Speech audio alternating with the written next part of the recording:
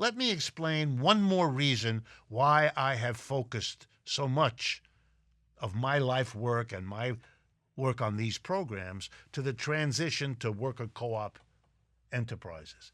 It's because we have a long tradition of thinking about what the state should or shouldn't do and having debates over it. We've had a tradition of socialism that focused on what the state could and should do to make capitalism less harsh and more humane. But what we haven't done, what we have neglected, is to look inside the corporation, inside the workplace for the changes that have to happen there. That's why I focus on it. Not because it's more important than anything, but because it has been neglected. That's the focus. But it was never intended to suggest that we don't have the big changes, the big social changes in front of us that have to be dealt with.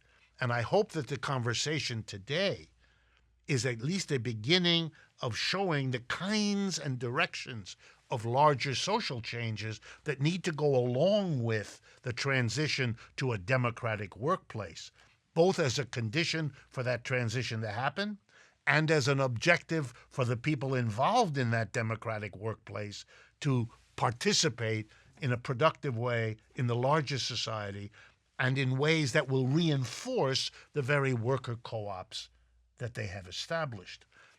And my final point, what I'm saying is what capitalism did too. The transition from the feudal manner, lord and serf, to the capitalist enterprise, employer-employee, also needed to adjust to larger society. And boy, they were bold. They got rid of kings and queens. That's what you had in feudalism. They set up parliaments, and they had rules about what the parliaments could do and not do, things that were done to facilitate what capitalists wanted. To this day, capitalists spend a lot of time and a lot of money shaping the politics to make the society work in such a way that they can become richer and more successful. All that I'm suggesting is some of the ways in which a worker co-op-based economy will change the larger society to reinforce its ability to serve the people that the democratization of workplaces is intended to rescue from the condition they suffer in capitalism. I hope you have found this extended discussion useful, particularly those of you who wanted to hear some more about the larger context.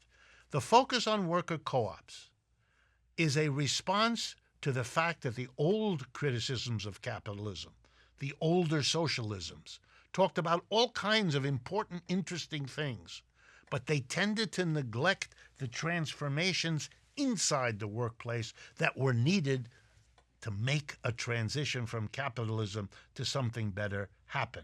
That's why we focus on it, but it's an addition to the issues of the larger society, not a substitute.